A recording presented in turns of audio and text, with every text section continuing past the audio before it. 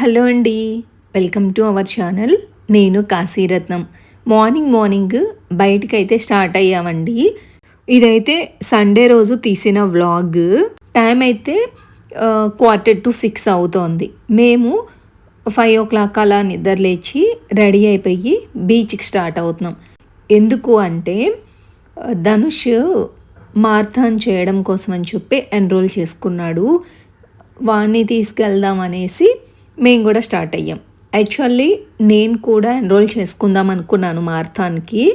But అంతకు ముందు రోజు సాటర్డే 7 శనివారాల వ్రతం చేస్తున్నాను కదా, లాస్ట్ వారం. ఆ రోజంతా ఫాస్టింగ్లో ఉండి కొంచెం డల్గా అనిపించింది. సరే నెక్స్ట్ డే మార్నింగ్ నిద్రలేచి అలాగే మారథాన్కి కూడా పార్టిసిపేట్ చేస్తానా లేదా అని చెప్పి డౌట్తో నేనేమి పేరేమి ఇవ్వలేదు, వద్దు అని చెప్పాను. అలాగే నేను వెళ్ళట్లేదు అని చెప్పి మా వారు టెడీ కూడా ఇవ్వలేదన్నమాట. ధనుష్ ఒక్కడికి చేయించాము. సరే మేము కూడా వెళ్ళినట్టు ఉంటుంది, మాకు కొంచెం మరీ దూరం అని కాదు కానీ పర్వాలేదు, ట్రాఫిక్ ఏం లేకపోతే ఒక హాఫ్ అన్ అవర్లో వెళ్ళొచ్చు, ట్రాఫిక్ ఉంటే కనుక 45 మినిట్స్ పడుతుంది అంతే. అయినా కూడా వెళ్ళడానికి కొన్ని మంత్స్ అయిపోతుంది. దగ్గర 1 ఇయర్ పైనే అయినట్టుంది మేము బీచ్కి వెళ్ళక. అది మార్నింగ్స్ టైంలో వెళ్ళామనుకోండి, ఎంత బాగుంటుందంటే వ్యూని సూపర్గా ఎంజాయ్ చేయొచ్చు. అండ్ అలాగే అక్కడ ఇలాంటివన్నీ స్పోర్ట్స్కి సంబంధించినవి జరుగుతూ ఉంటాయి, యాక్టివిటీస్ ఎంజాయ్ చేయొచ్చు. ఫస్ట్ వార్మప్ చేయిస్తున్నారు వీళ్ళ చేత.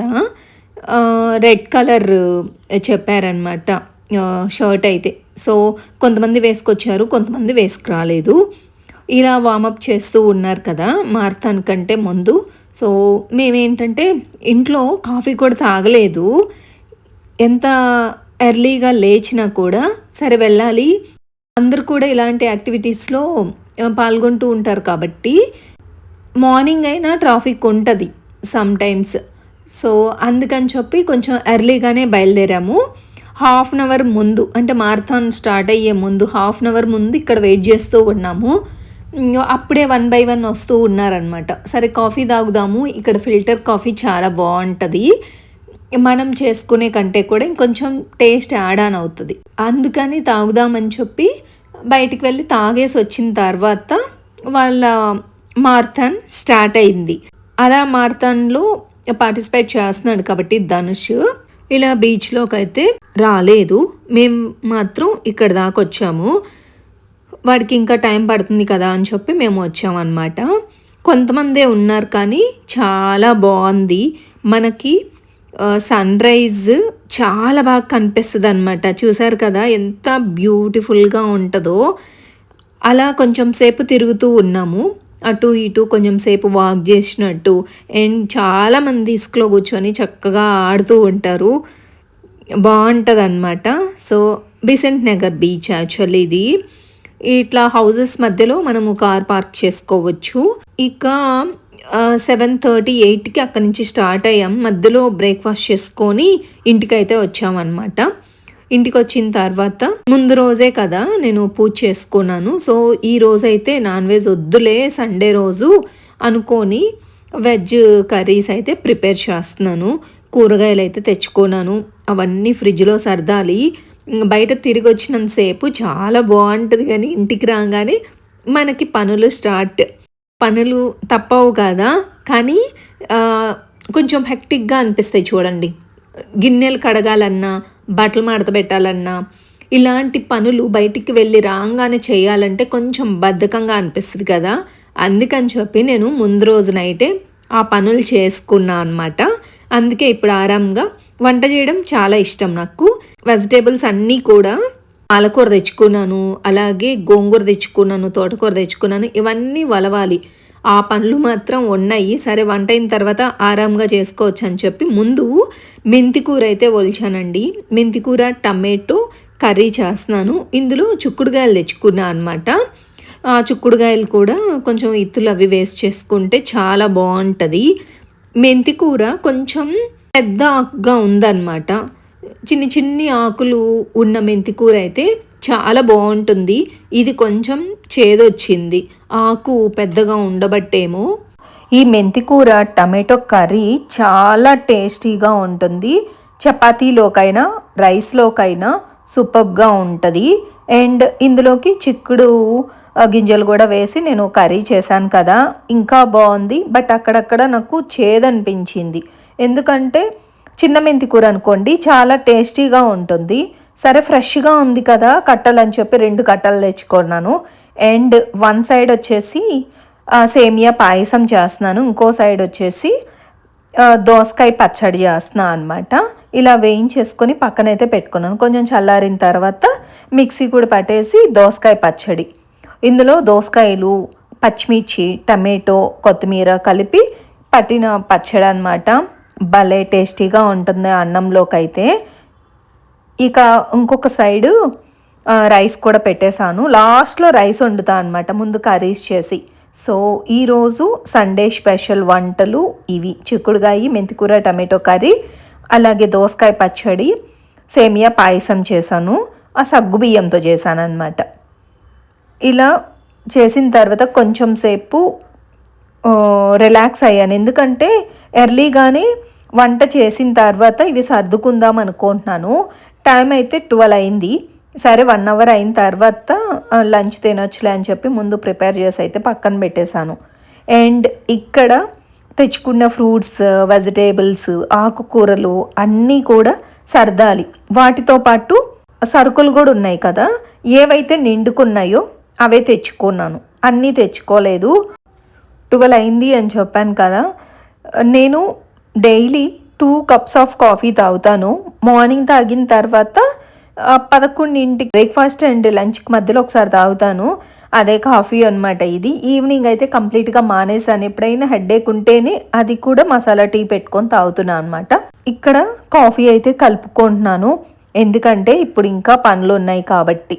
కాఫీ తాగేసి కొంచెం రిలాక్స్డ్గా కూర్చొని ఒక 5 మినిట్స్ మళ్ళీ నా పనులు నేను చేసుకుంటాను. మా వారిని కూడా అడిగాను, కంపెనీ ఉంటే బాగుంటుంది కదా కాఫీ తాగాలన్నా టీ తాగాలన్నా, బట్ ఆయన అంత ఇంట్రెస్ట్ చూయించరు. బ్రేక్ఫాస్ట్ అయిన తర్వాత ఒకసారి తాగుతారు కాఫీ, అంతే. ఒక రోజులో అంత ఇంట్రెస్ట్ ఉండదు. నేను మాత్రమే అనమాట తాగేది, సో వద్దన్నారు.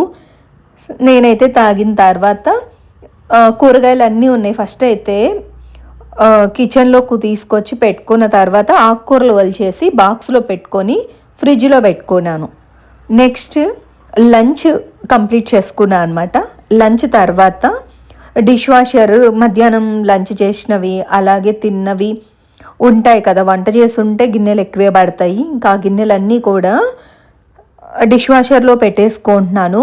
నెక్స్ట్ డే మండే కదా, పిల్లలకి స్కూల్స్ ఉంటాయి కాబట్టి గిన్నెలని నాకు అవసరము. డిష్ వాషర్లో అయితే గిన్నెలు పెట్టేసుకున్నాను. ఇవే అనమాట నేను తెచ్చుకున్న కూరగాయలు. సాలెడ్లోకి క్యారెట్, పచ్చిమిర్చి, బెండకాయలు, కీర కూడా అంతే. సాలెడ్లోకి ఆనియన్స్ 1 kg తెచ్చుకున్నాను, బట్ ఆల్రెడీ 1 kg వరకు ఉన్నాయి. అండ్ బీన్స్, ఇవి వంకాయ, గుత్తి వంకాయ కర్రీ కోసము. అల్లం వెల్లుల్లి పేస్ట్ పట్టుకుందామని చెప్పి ఇలా అయితే తీసుకొచ్చాను. అండ్ టమాటోస్ కొంచెం ఎక్కువే వాడతాను. అండ్ పుదీనా కూడా చాలా ఫ్రెష్గా ఉంది. ఇలా హోల్స్ పెట్టే ఉంటారు, ఇలాగ ప్యాకింగ్లో ఉంటాయి, చూసి తీసుకొచ్చుకుంటాను. ఇవి కూడా పుదీనా కూడా కొంచెం బిర్యానీ వెరైటీ రైస్ చేస్తూ ఉంటాను కాబట్టి పుదీనా కూడా నాకు ఎక్కువగానే పడుతుంది. ఇదనమాట. ఇంకా ఆకుకూరలు అండ్ ములక్కాడ, దోసకాయ హాఫ్ కట్ చేసి దోసకాయ అలాగే పెట్టాను. అండ్ కాకరకాయలు, లెమన్స్ అవన్నీ లోపల పెట్టేసాను ఫ్రిడ్జ్లో, బయట ఉంటే పాడైపోతుంది కదా.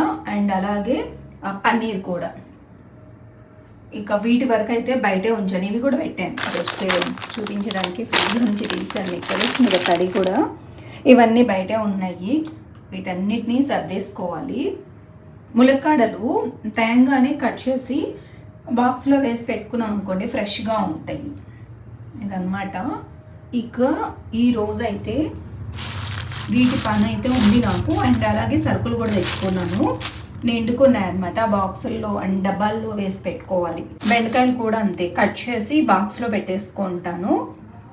ఇవి కూడా అంతే. స్వీట్ కార్న్ కూడా చేస్తాను. ఇవి ఇంకా అలాగే పెట్టేస్తాను ఫ్రిడ్జ్లో. ఇవి తొడాలు వడవాలి, ఇవి అలాగే పెట్టేస్తాను. బీన్స్ కూడా కట్ చేసి పెట్టుకుంటా. ఇదన్నమాట. ఇక అలాగే పుదీనా కొత్తిమీర కూడా కట్ చేసి పెట్టుకోవాలి. అండ్ అల్లం వెల్లుల్లి పేస్ట్ కూడా పట్టి పెట్టుకోవాలి. ఇంకా బోల్డ్ అన్ని పనులు ఉన్నాయి ఈరోజు నాకు. వీడియోని అయితే కంటిన్యూ చేస్తూ ఉండండి. 1 by 1 పనులు అయితే చేసుకుంటూ ఉన్నాను. డస్టింగ్ వర్క్ కూడా ఉంది. ఓకే, మళ్ళీ కలుస్తాను మిమ్మల్ని అయితే. బాయ్. ఇదిగోండి, ఇవన్నీ మసాలా దినుసులు అనమాట. వీటిల్లోకి అన్నీ ఇలా వేసి పెట్టుకున్నాను, నిండుకున్నాయి అని చెప్పి. బిర్యానీ ఆకులు, అలాగే ఇలాచి. బిర్యానీ చేసినప్పుడైనా, ఏవైనా స్పెషల్ రెసిపీస్ చేసినప్పుడైనా ఇది సపరేట్గా ఉంచుకుంటా అనమాట, పోపుల డబ్బా. ఇవి ఇంకా మిగిలాయి. ఇదిగోండి ఈ ప్యాకెట్.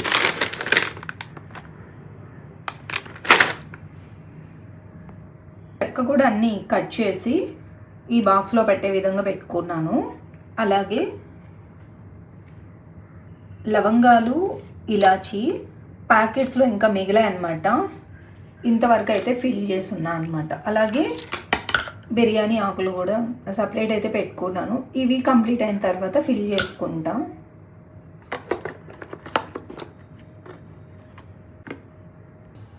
ఇది వచ్చేసి పోపులు పెట్టా. మినపప్పు, అలాగే మెంతులు, జీలకర్ర, ఆవాలు, ధనియాలు, ఇవి సపరేట్గా పెట్టుకుంటా అన్నమాట.